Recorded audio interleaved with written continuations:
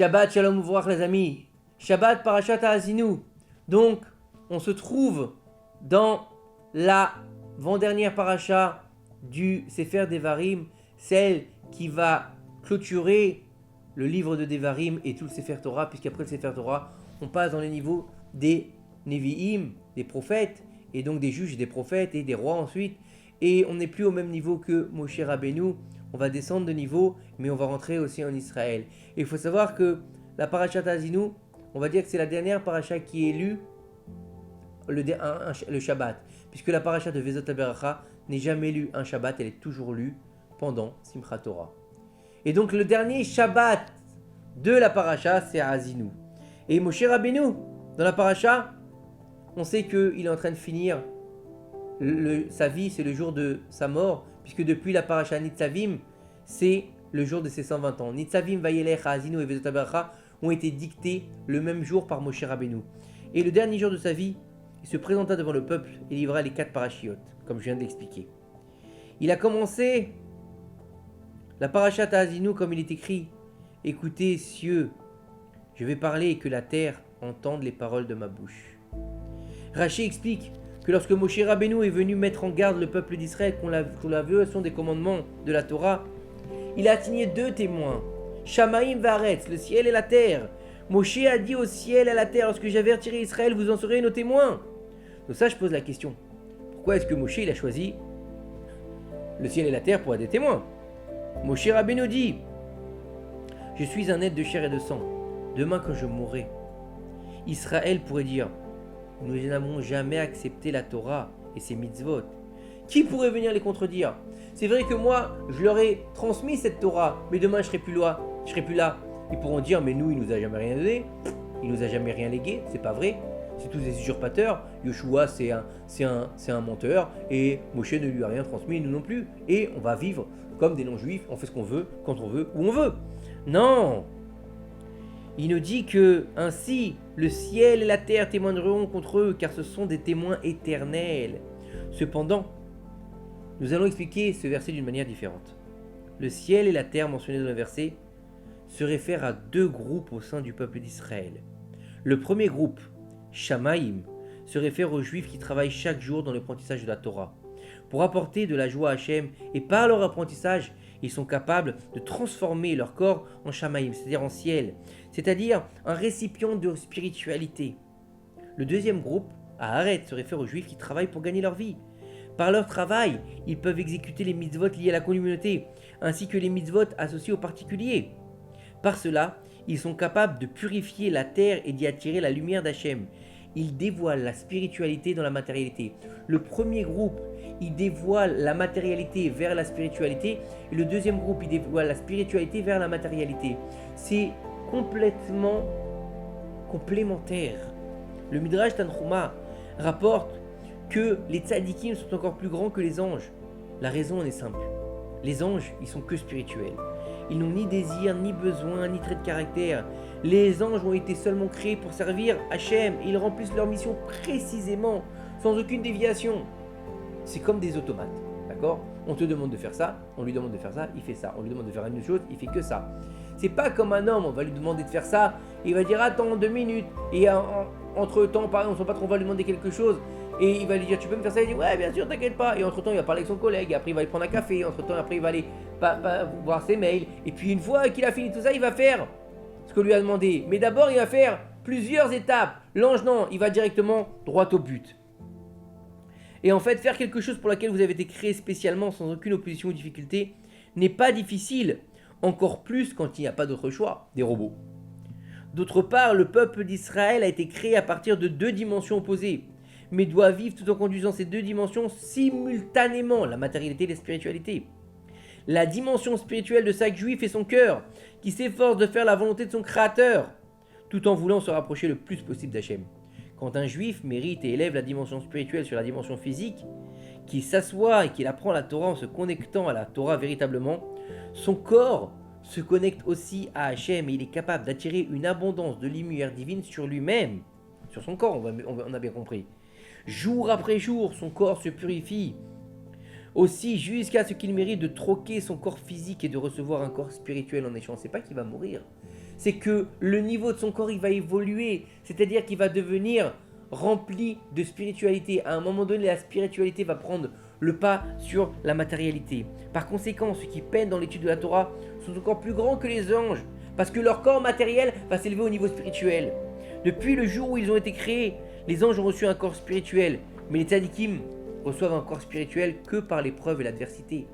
Même si ceux qui peinent dans la Torah ressemblent à tout le monde, marchent comme tout le monde, mangent et boivent comme tout le monde, nous devons nous rappeler qu'ils ne sont pas comme tout le monde. C'est tout autre chose. Allez voir un tzaddik qui émane de la lumière divine, vous allez voir que c'est pas comme tout le monde. On ne parle que du corps d'un juif et non de l'âme d'un juif. L'âme de chaque juif, et plus précisément celle des érudits en Torah, est bien plus élevée et bien plus grande que tout ange.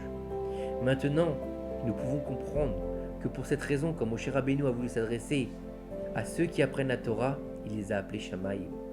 Pendant 40 ans, Moshe Rabbeinu a enseigné la Torah au peuple d'Israël. 40 ans d'apprentissage de Torah pure et sans tache, sans gêne extérieure.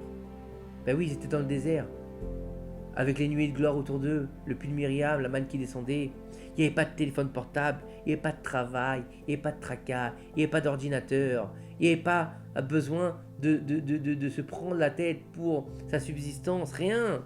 Il n'avait ni à nettoyer, ni à faire la lessive, ni à aller acheter des vêtements, ni même à faire la cuisine. Tout ce qu'il devait faire, c'était apprendre la Torah, car Dieu pourvoyait à tous leurs besoins. Puis le dernier jour est arrivé. À l'âge de 120 ans, Moshe Rabbeinu a rassemblé tout Israël et a voulu leur révéler l'avenir. Sachez, a-t-il dit, le premier Beth Amikdash sera détruit, tout comme le second. Après la destruction du second, vous serez exilés pendant très longtemps, jusqu'à que vous méritiez de vous purifier. Alors le troisième Beth Amikdash sera construit et ne sera jamais détruit.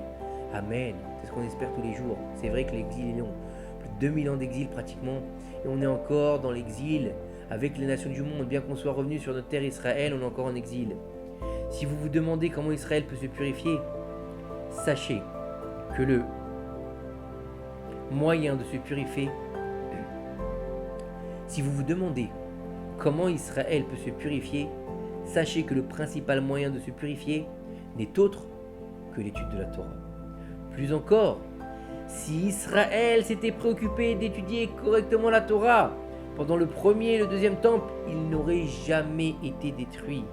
La Gemara rapporte que nos sages se demandaient pourquoi ils avaient été détruits, que personne ne savait quoi répondre. Ils ont demandé aux prophètes et eux aussi ne savaient pas. Seul Hachem avait la réponse. Et c'est ce qu'il leur a dit, le Beth Amikdash a été détruit parce que vous avez quitté ma Torah et ses voix, arrêtez de m'écouter. Dans cette Gemara, Rav Yehuda explique que cela signifie qu'ils ne récitaient pas les bénédictions avant d'apprendre la Torah.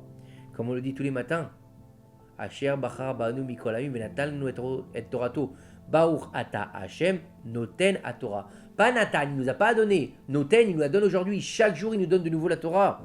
Est-ce que nous devons comprendre que tout cela est arrivé parce qu'ils n'ont pas récité une bénédiction? C'est pas possible. Pour une bénédiction, il a détruit 2 temples à Kadosh Baruch Hu. En fait, nous avons constaté que le rabbi Yoel Sirkis, le Bach, a écrit que la signification de cette Gemara n'est pas qu'ils n'ont pas récité la bénédiction, mais plutôt que lorsqu'ils apprenaient la Torah, ils ne les prenaient pas les Shem Shamaim, au nom du ciel. Ils ne l'apprenaient que pour des motivations personnelles. D'après les paroles de la Gemara et du Bach, nous apprenons qu'à l'époque du Beth Amikdash, le peuple d'Israël apprenait la Torah, mais que les bonnes intentions leur manquaient.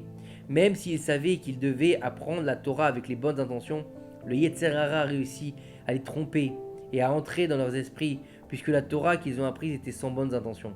La Torah n'a pas pu les protéger du Yetzer Hara, et donc ils ont commencé à pécher, et le Beth Amikdash a été détruit.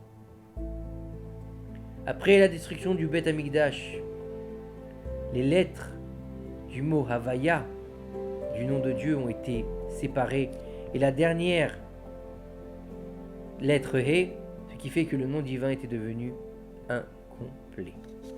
Et donc, si le nom divin est incomplet, il ne peut pas y avoir de rédemption. Par conséquent, si nous voulons hâter la rédemption finale, nous devons hâter et actualiser ces 2 points. En cette période de fête, Yamim Noraim, on va aller jusqu'à Hoshana Rabbah pour avoir le tampon, sceller notre jugement total envers Akadosh Baruch Hu depuis Rosh Hashanah jusqu'à la fin des fêtes. On va devoir apprendre avec l'intention de reconnecter les 4 lettres du Shem Havaya, Yud-Ke Vav-Ke. Apprendre la Torah avec les bonnes intentions, comme l'écrit Rabbi Elimelech de Légion sur le verset. Écoutez, Shamaïm, ce que je vais dire. À l'avenir, quand le Mashiach viendra, Moshe Rabbeinu enseignera à nouveau la Torah au peuple d'Israël et il leur révélera tous les saints secrets. Grâce à l'apprentissage de la Torah Leshem Shamaïm, nous pourrons hâter la délivrance finale et recevoir le secret de la Torah de la bouche de Moshe Rabbeinu, comme il est écrit dans le verset, les paroles de ma bouche, c'est-à-dire, Moshe a dit au peuple d'Israël, vous me ferez parler de nouveau, dans l'avenir, après la venue du Mashiach, bientôt de nos jours. Amen. En apprenant la Torah, nous pouvons reconnecter le He final aux lettres Yud Ke Vav et compléter le nom de Yud Ke Vav Ke, permettant de construire le Beth Amikdash.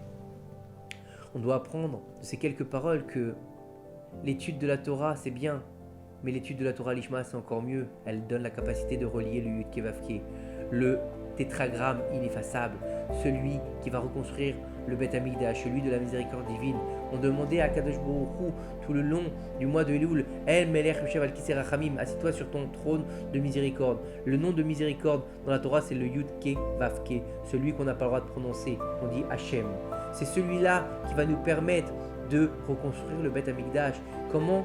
En étudiant la Torah Lishma, pas pour être le grand Rav, pas pour qu'on nous embrasse les mains, pas pour qu'on nous fasse du kavod, pas pour qu'on nous offre des cadeaux, parce que on a le devoir en tant que juifs d'étudier la Torah. C'est pour cela que nous avons été mis sur cette terre. Que ces quelques paroles de Torah nous aident à comprendre la grandeur de l'étude de la Torah Lishma et nous aident à faire venir le Mashiach Bimera Bienvenu. Amen en cette nouvelle année 5784. Shabbat Shalom Mevorach.